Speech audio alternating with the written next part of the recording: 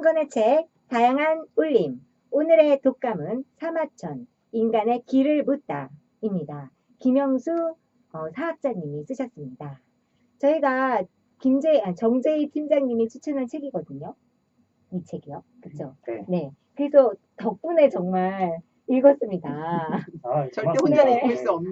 네, 저희가 이렇게 선택을 못하는데 딱 이렇게 선점을 해주셨어요. 추천한 이유가 있으시죠? 네, 추천하는 이유가 당연히 있죠. 네. 일단 제가 이 책을 추천하기에 앞서서 네. 제가 왜 이런 쪽에 약간 관심을 가게 됐느냐를 먼저 말씀을 드리는 게 좋을 것 같은데, 바야흐로 한 벌써 25, 6년이 지났겠네요. 네, 제가 고등학교 때 한 선생님으로 인해서 이 사기라는 것을 처음 접하게 됐거든요. 네, 고등학교 은사님을 만나셨네. 네, 고등학교 1학년 때였는데요. 그때 제가 그 CA 시간이라고 있었잖아요. 그때 이제 인물역사 탐구반이라는 애를 들었는데 너무 그때 공감돼요. CA부터. 네, CA 네. 같은 세대? 네. 네, 그때 이제 그 당시도 아마 윤리 선생님이었던 것 같은데 이제 그분이 이제 엄청나게 그 유능하신 선생님이었고 아는 게 되게 많으셨어요. 그래서 도덕 윤리 선생님에도 불구하고 역사라든가 이런 걸 너무 많이 알고 계셔서 그 당시에 이제 아무것도 모르는 저희를 딱 앞에 앉혀놓고 중국 지도를 딱 그리시더니 여기가 위나라고 여기가 제나라다. 춘추 전국 시대를. 그럼요. 그러면서 위나라에 누가 있고 제나라에 누가 있는데 얘네들이 싸우는 이야기를 해주겠다. 막 이렇게 하면서 막 그림을 그리셔면서 이제 해주시는데 정말 그거 듣고 이런 것도 있구나라는 거에 이제 반하게 된 거죠. 그래서 그렇다고 이제 그 당시에 이런 책들을 읽은 건 아니고요. 이제 대학교를 가고 나서 이제 시간이 좀 생기니까 이제 사기에 관련된 책들을 이제 조금씩 읽다 보니까 이제 김영수 작가라는 분도 알게 됐고 이 책까지 이제 넘어오게 됐고 그래서 제가 이 마포중앙도서관에 앞서 근무했던 도서관에 또 장문의 간곡한 편지를 써서 또 작가를 초빙해서 모셨죠. 네, 그렇게 인연이 돼서 지난 11월 말에도 이 김영수 작가님께서 마포중앙도서관에서 강연을 한번 해주신 적이 있었습니다. 그 강연료가 원래는 되게 비싼데 도서관 사정을 알기 때문에 도서관에 부르면 웬만하면 다 간다. 그 작가님 마인드가. 훌륭하신 분이다. 정재희 팀장이 얘기하니까 당연히 와야 되지 않겠느냐. 네, 그래서 강연을 했고요. 네, 캐릭터가 점점 나오는데요. 정말 하다 보니까 이제 좀 캐릭터가 나오시네요. 네. 마중도에 인재가 있습니다. 아유, 그렇진 않습니다.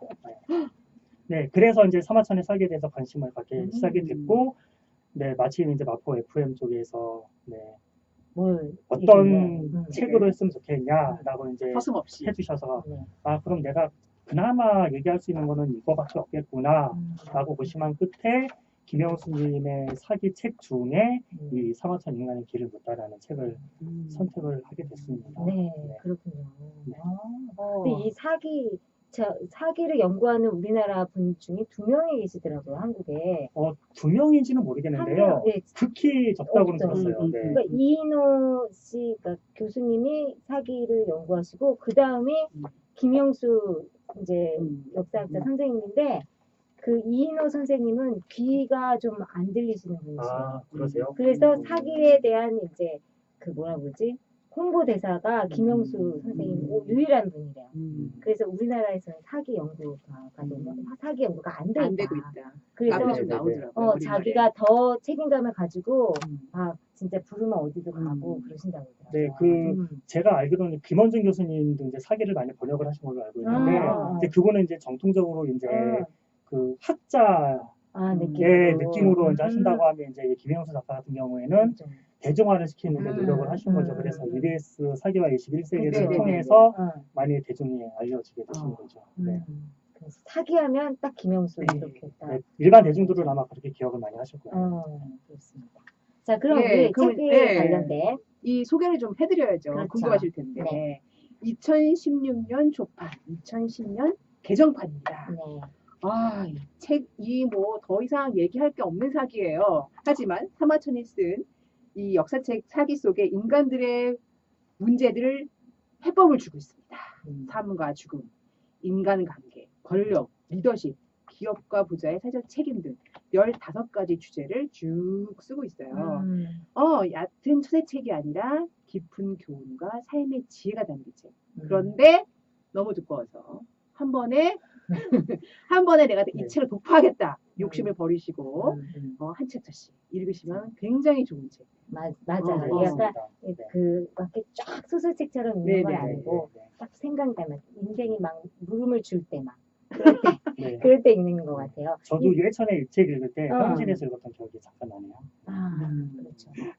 지금 이제 김영수 작가님에서 김영수 역사학자시고요. 이분이 삼국지를 100번 읽는 것보다 사기 한 번 읽는 것이 낫다라고 말씀을 좀 강하게 하셨다고 해요. 사기 연구가이시고 2007년 EBS에서 32회 회차 방송 동안 김영수의 사기와 21세기를 강의하셔서 유명해지셨습니다. 현재 한국 사마천 학회 상임이사이시고 중국 소진학회 초빙 이사이시고요. 중국 섬서성 사마천 학회 회원으로 활동하고 계십니다. 그리고 이제 이 책의 챕터마다 바코드가 있어요. 바코드 해보셨죠? 네, 맞습니다. 네. 그러면은 동영상이 떠요. 김영수 작가님이 이 사기 여행을 하셨어요. 중국 네, 여행. 맞아요. 그래가지고 여기는 어디고 사마천에 살던 데는 여기고 해서 계속 리포팅을 해주시더라고요. 그러니까 이 책 한 권을 사면 다 그게 연결되어 있는 거예요. 다. 그 너무 세상이 좋아졌다는 생각이 들더라고요. 그럼 우리 팀장님이 계속 이어서 근데 이제 사마천에 솔직히 대해서? 이 책의 저자는 사기를 쓴 사마천이잖아요. 그렇죠? 그렇죠. 네, 사마천 얘기를 좀 부탁드릴게요. 사마천 얘기를 잠깐 해드리면은요. 일단 전환시대 이제 역사가이고 사기의 이제 저자가 되겠죠. 한나라 무제라는 황제 때 이제 태사령이란 그 직책을 가지고 사기를 했고요. 중국 최고의 역사가로 칭송을 받고 있습니다. 여기서 그 태사령이라는 직책은 천문역법과 도서를 관장하는 직책이었습니다. 사마천이랑 좀 맞는 것 같죠.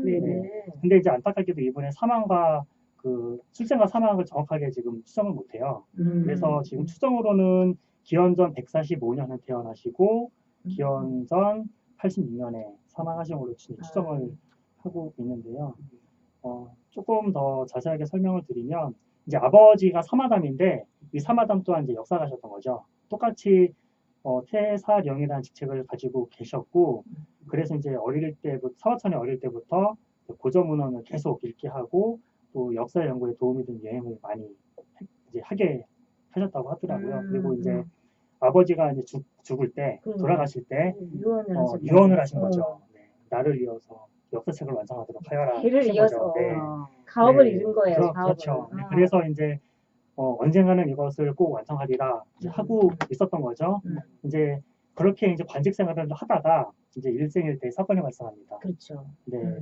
그 한나라와 흉노가 전쟁을 하고 있을 텐데 그 장군 중에 이제 이른이라는 장군이 있는데 그 장군이 이제 어떻게 열심히 정말 싸우다가 흉노에 부득이 항복을 하게 됩니다. 근데 이제 이걸 가지고 황실에서는 감론을박을 하는 거죠. 다들 막 역적으로 몰아갈 때 사마천이 그게 아닙니다. 한 거죠. 이른이 항복을 할 수밖에 없는 사정을 이제 변호를 하다가 거기서 완전 이제 화를 돋군 거야. 왕의 화를. 왕의 화를 돋궈서 믿었던 네가 이제 바로 이제 사형 집행을 받게 되는 거죠. 이제 그랬는데 죽을 순 없어. 그쵸. 죽을 수 없는 이유가 두 개인 겁니다. 하나는 아빠의 유언을 받들어서 역사책을 써야 되고 하나는 살 수도 있는데 하나는 돈을 내거나 요즘 말로 보석금이죠.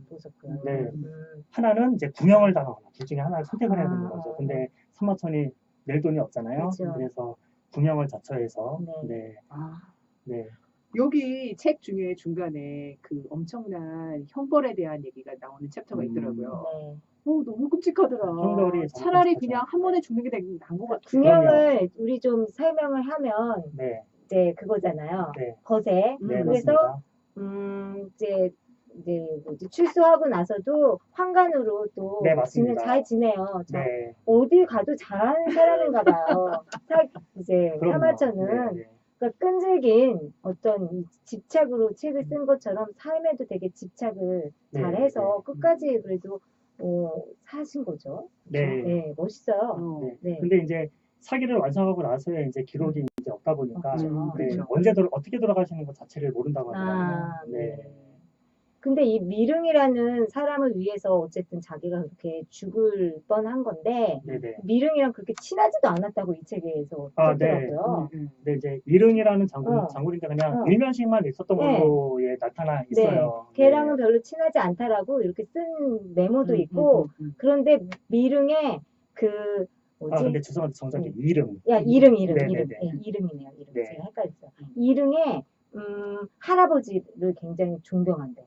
우리 네, 맞아요. 사마천이. 근데 뭐 이광이라는 아마 장군으로 맞아요. 기억을 하는데, 네, 저도 그 이상 정확하게 잘 모르겠는데. 그래서 약간 중국인은 이렇게 관계를 중요하다고 그러잖아요. 네, 맞습니다. 그래서 너의 아버지를 생각해서 너를 용서하마. 뭐 이렇게 영화에서 나오잖아요. 그렇게 약간 가문과 이런 뭐 명예와 이런 것들이 좀 따지는 네, 맞습니다. 또 그거에 대해서 약간 틀어서 생각을 하면 중국은 또 복수에 그렇게 또 강해요. 아, 맞아. 복수. 네. 가문에 대한 복수. 무협지 다 복수야. 네. 그러니까 요즘 나오는 무협지가 다 여기 이 안에서 보인다고 보시면 돼요. 자객열전에. 네, 그렇죠. 네. 그럼 우리가 다 책을 읽을 수는 없지만 우리가 정말 꼭 얘기 나누고 싶은 것을 얘기 나눈 시간을 또 가져볼게요. 네. 그러면 책을 어떤 다 거를 얘기하다가는 오늘 안 끝나요. 평생 걸려. 맞아. 네, 그래도 제가 좀 재미있게 읽었고 그래도 소개해드리면 좋을 것 같다라는 이야기를 몇 개를 준비를 해왔는데요. 네네. 그러면 일단은 제가 제일 재미있게 들었던 이야기고 그다음에 아까 말씀드렸던 그 역사 선생님을 통해서 들었던 이야기거든요. 이게 그 손자병법에 그러니까 창시자인 이제 그 손무의 이야기거든요. 네네. 이 이야기를 같이 봤으면 좋겠는데 혹시 괜찮으시면 역할극 형식으로 좋아요. 저희 잘해요. 네. 저희 잘해요. 제가 잘하실 것 같아가지고 네. 부탁을 좀 드려보는 건데 우리가 인연이 괜히 있는 게 아니라 제가 못할 것 같아. 네. 그래서 손무가 주인공이니까 팀장님이 하셔야 되는 저는 근데 어디 갈까요? 오나라 왕인 함녀의 역할을 함녀를 해보겠습니다. 춘추전국 시대 그럼 우리 오나라 함녀. 그럼 발가락이 카리스마 있는 손무를 해주시죠. 좋아요. 네. 나레이션은 그러면 제가 하겠습니다. 네, 알겠습니다. 그 사전 설명을 드리면 이 부분은 뭐냐면 그 손무라는 이제 그 전략가죠. 근사하게 창시자인 그 손무라는 사람이 처음으로 이제 그 등장하는 그런 부분이라고 볼 수 있어요. 그래서 오나라 왕 함녀의 오자서라는 대신에 추천을 받아서 왔는데 함녀가 처음으로 그 사람을 테스트하는 장면이라고 보시면 됩니다. 괜찮은 사람인지. 오디션도 많이 봤나 봐요. 사람들이 딱 오면 그냥 너가 추천했으니까 하자 이게 아니라 그럼요. 일단 내가 한번 추천을 받아들여도 테스트를 해봐야 내가 기억할 것이냐 말 것이냐 알지 않겠습니다. 떨렸을 거야. 그냥 속칭 간 보는 거죠. 그럼요. 왕이 손무를 간 보는 장면입니다. 네. 따당. 전국시대 오나라의 왕 함녀가 대부 오자서의 추천을 받아온 손무를 테스트하는 장면. 큐. 당신이 지은 13편의 병사를 다 읽어보았는데 시험삼아 군대를 한번 지휘해 보여줄 수 있겠소? 물론입니다. 이에 손무는 궁중미녀 180명을 불러놓고 그들을 두 편으로 나눈 다음 함녀가 총애하는 2명을 각 편의 대장으로 삼았다. 그러고는 모든 궁녀에게 창을 들게 한 뒤 이렇게 명령했다. 그대들은 가슴, 등, 오른손, 왼손을 알고 있는가? 압니다. 그럼 내가 앞으로 하면 가슴 쪽을 향하고 왼쪽 하면 왼손을 보고 오른쪽 하면 오른손을 보고 뒤로 하면 등 뒤쪽을 보도록 한다. 네, 그렇게 하겠습니다. 손무는 이렇게 군령을 선포하고는 장수의 권위를 상징하는 큰 도끼 부어를 갖추어 놓고 결정된 군령을 여러 차례 설명했다. 그런 다음 군령을 내렸다. 오른쪽! 뭐야? 군령이 불분명하고 호령이 숙달되지 않았다는 것은 장수의 잘못이다. 손무는 이어 군령을 다시 반복하여 설명하였다. 그런 다음 다시 군령을 내렸다. 왼쪽! 야, 쟤 뭐니? 군령이 분명한데도 따르지 않는 것은 직속 지휘관의 잘못이다. 지금 저 2명의 지휘관 궁녀의 목을 베도록 하라. 허허 손무 저 둘은 내가 정말 아끼는 궁녀들이니 이걸 한번 용서해 주시기를 바라오. 저는 임금의 명을 받아 장수가 되었습니다. 장수가 전쟁터에 있으며 임금의 명령이라도 듣지 않을 수 있습니다. 속히 저 둘의 목을 베도록 하라. 말씀입니다. 이에 두 궁녀의 목이 베어졌고 그 다음 굴령부터는 굳이 말하지 않아도 짐작이 갈 터이다. 함녀는 궁녀를 잃어 마음이 편치 않았지만 송무의 용병술에 감탄하여 그를 장군으로 삼았다. 이후 오나라는 송무의 기지로 전국시대의 패자에 이르게 된다. 그렇습니다. 이게 그 송무의 병법이 그냥 네네. 어떻게 보면은 어떤 그 아량나 용서해주고 이런 게 아니라 정말 절도 있는 아, 네, 거죠? 절도 네. 있는, 네, 그렇죠. 네, 맞습니다. 사실 처음에 딱 왔는데 자기를 이렇게 평가하는 사람 앞에서 이렇게 막 카리스마 있게 하는 게 제일 어려운 일인데 네, 대단한 그렇죠. 사람이죠. 네, 물론 손무도 대단하지만 이것을 보면은 함녀라는 왕도 대단한 거죠. 그렇죠. 네, 막 약간 그 소윤배 같은 왕이었으면 야, 쟤 진짜 야, 쟤 가서 그냥 바로 소환시켜라고 했겠죠. 열받았으니까. 그러니까. 네, 근데 이제 알아본 거죠. 네, 정말 이 손무가 함녀랑 같이 네, 춘추 시대에 쟁패를 하는데 큰 역할을 많이 합니다. 그렇죠. 네. 근데 전 솔직히 상대가 대단하고 상대를 존경하는 마음이 있으니까 이렇게 하지 상대를 못 믿으면은 또 그렇게 그렇죠. 못하죠. 네, 맞습니다. 사회생활 할 때 그래서 이렇게 못하잖아요. 그렇죠. 상대가 나를 이렇게 알아주겠지 하지 않고 내 아끼는 궁녀를 어떠다고 하면서 그럼요. 죄를 가더라 이럴 것 같잖아. 네, 그러니까. 그런 확률이 훨씬 높겠죠. 그렇죠. 네. 그런 확률이 높잖아요. 네. 그래서 이 김영수 작가도 그 얘기를 이 삶의 질과 유머란 챕터에서 얘기를 했어요. 그러니까 유머가 통하려면 받아주는 사람도 능력이 돼야 되고 그렇죠. 네, 네. 유머를 하는 사람도 능력이 돼야 된다. 그렇죠. 맞습니다. 그거를 사기에 여기저기에서 그렇죠. 이야기를 하고 있다. 그러면서 얘를 막 드시더라고요. 그렇죠. 저는 그 챕터 되게 재밌게 봤거든요. 저도요. 네. 저는 동방삭 챕터 되게 좋아하거든요. 동방삭을. 네. 그냥 진짜 뭐 광대도 아니고 그 당시에 연예인이죠. 거의. 그렇죠, 그렇죠. 그러니까 괴짜인데 너무 멋있고 음. 그 세태를 이렇게 풍자하는데 왕도 자기가 계속 디스 당하는데도 계속 곁에 두는 참 네. 매력적인 캐릭터로 맞습니다. 나오죠. 근데 왕이 그 뉘앙스를 그 의미를 이해 못하면 그럼요. 있을 수가 없죠. 그렇죠. 이해를 한 거죠. 이제 네. 이해를 하고 네. 그러면서 저 사람의 뜻을 또 기리고 그런 것 같아요. 그러니까 좀 멋있는 사람과 멋있는 사람이 만나면 많은 에피소드를 낳는 것 같습니다. 우리 그럼 한 챕터 더 한번 하고 네, 네. 그래서 아니 우리 음악을 한번 듣고 가야죠. 아니 한 챕터 더 하고 더 하고? 가야죠. 한 챕터 그래야지 더 하고. 그래야 네. 밸런스가 맞아요. 아 그래요? 네. 오프닝을 했기 때문에 시간이 네, 알겠습니다. 그러면 제가 일단 좀 짧은 걸로 하나의 더 이야기를 소개를 해드리고요. 네, 센스. 네. 일단 저는 초나라 서왕과 곰 발바닥 요리라는 이야기를 준비를 해봤는데요. 네. 네. 벌써 곰 재밌어 발바닥. 보여. 네. 재밌어 보여. 이 곰 발바닥 요리다 보니까 되게 좀 신기하죠. 네, 네. 역사책에 이제 이런 얘기가 나오니까. 네. 네. 이게 어떤 이야기냐면요. 초나라 성왕 때인데요. 이게 기원전 7세기 정도라고 합니다. 네. 성왕이 이제 아들 상신이라는 아들을 태자로 세웠어요. 근데 이제 젊은 철을 흘린 거죠. 그래서 태자로 책봉한 상신의 아들을 버려두고 배다른 동생을 태자로 세운 거예요. 네. 우리나라에서 이런 일이 있었죠. 그렇죠. 그러니까 이제 상신이 아들이 이제 열받은 거죠. 그래서 아버지를 습격을 해서 아버지를 사로잡아요. 네. 죽이진 않고 사로만 잡았어요. 여기까지는 안 죽였어요. 여기까지는 안 죽였는데 이제 상신이 이제 아버지한테 이제 간 거죠. 아버지 왜 그래서 나를 이렇게 하게 만드느냐 하면서 마지막 소원을 들어드릴 테니까 소원이 있으면 말씀해 보시라 했더니 이제 여기서 이제 곰발바닥 얘기가 나오는 거예요. 그 아버지가 성왕이 그럼 나 곰발바닥 요리를 한번 죽기 전에 먹어보고 싶구나 했더니 성왕 그 아들 상신이 네, 이거는 들어드릴 수가 없겠습니다라고 했다라고 하더라고요. 왜? 네, 근데 그 이유가 그 곰발바닥 요리가 지금도 중국에서는 되게 고급 요리래요. 그래서 그 곰발바닥을 사흘을 삶았다 식혔다 하면서 사흘. 네. 그러니까 되게 기간이 길잖아요. 그러니까 물론 맛도 맛있었겠지만 이 성왕의 의도는 그거였던 거죠. 사흘 동안 생각해라고. 생각하고. 나를 진짜 생각을 죽일 해보거나, 것이냐. 네. 어. 아니면 사흘 정도면 누군가 나를 더 사람이 나타나겠지. 그렇지.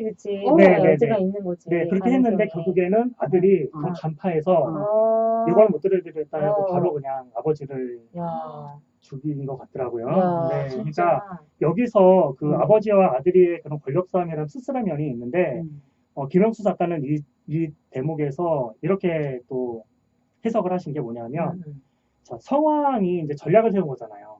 자기가 살 공략을 하신 거잖아요. 네. 근데 아들한테 안 먹힌 거죠. 그러니까 결국에는 이제 협상을 할 때에도 상대방의 수준과 역량을 알아야지만 그거에 맞게 내가 전략을 제안하거나 전략을 쓸 수 있다라는 거죠. 그러니까 결국에는 성왕이 아들의 능력을 몰라봤다라고 해석을 할 수가 있겠죠. 그러니까 이제 오늘날의 뭐 기업이라든가 인간관계에서도 남을 알아야 내가 거기에 맞게 전략을 쓸 수 있다라는 또 그런 이해를 또 이 책 안에 넣어주셨더라고요. 네. 진짜. 그래서 이 챕터가 끝나면 항상 그 이 작가님의 사기의 소리, 네, 있습니다. 사기 소리 네, 이런 네. 식으로 써주셨어요. 근데 글씨가 좀 작아서 좀 크게 좀 적어주셨어요. 아, 그리고 이 사기 소리랑 비슷하게 그 사기의 진짜 역사를 보면 그 제일 마지막에 그 태사령이라고 하는 그 사마천이 네. 사마천 본인이 그거 이 내용에 대한 평을 실어놓은 부분이 있어요. 진짜요? 역사책에. 아. 근데 그래서 사기가 다른 역사책과는 다르다고 하는 것도 그 이유가 있습니다. 네. 그 작가의 평가가 들어가 있는 거예요. 그 인물에 대한 평가가. 네. 그래서 사기 원문에 보면은 태사령은 말한다 해가지고 네. 이렇게 써 있어요. 네. 자기 의견을 네. 이렇게 본다 네, 이 네, 네. 사실을. 네. 객관적인 서술뿐만 아니라 주관적인 주관적인 의견 게재까지. 네, 네. 멋지다, 네. 사마천.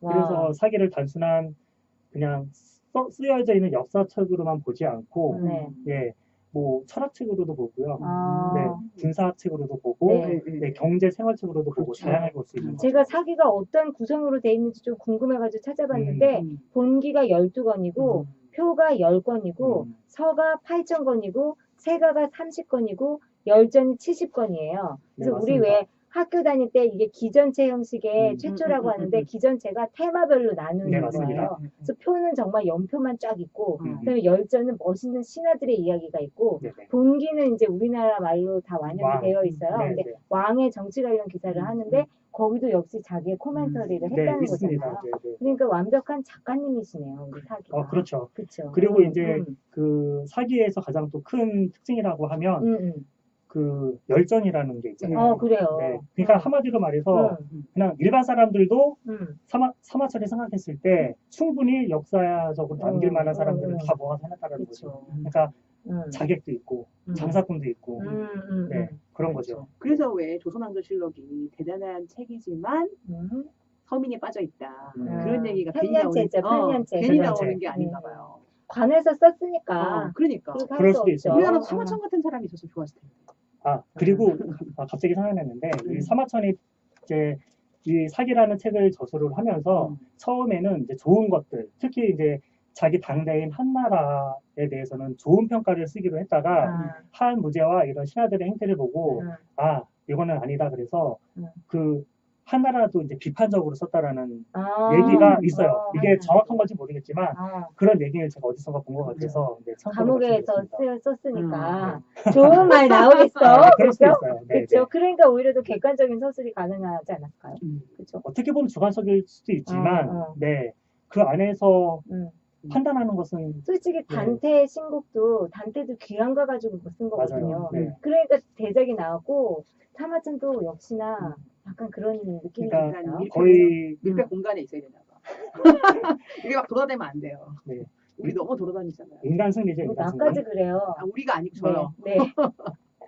아무튼 자학은 이제 그만. 네. 그래 우리 노래 한 곡을 듣고 음악 한 곡을 듣고 진행할 텐데요. 네네. 팀장님이 골라주세요. 음악 어떤 거 들을까요? 네, 저는 클래식 음악을 하나 준비를 했어요. 이게 뭐냐 하면 그 앞전 시간에 소개를 해드리진 못했는데 네, 후반부에 소개를 해드려야 제가 이 음악을 추천한 이유를 아마 이해를 하시는 게 도움이 될 것 같아요. 그래요? 네. 그 방향과 손빈의 이야기를 이제 후반부에 전해드릴 텐데 네네. 이 이야기를 제가 전해드릴 때 보면 아주 유명했던 영화였죠. 아마데우스. 네, 네. 좋아요. 그 영화. 모차르트와 네. 살리에를 살리에. 떠올리시면 네네. 그 이야기가 아마 쏙 들어오실 아, 거예요. 그래서 진짜. 네, 그 어. 아마데우스가 시작 오프닝과 동시에 나오는 음악이면서 살리에가 모차르트 하면서 네, 소리 지르는 네, 그 캐릭터 나온다. 네, 명음악. 이 곡을 클래식을 몰라도 네.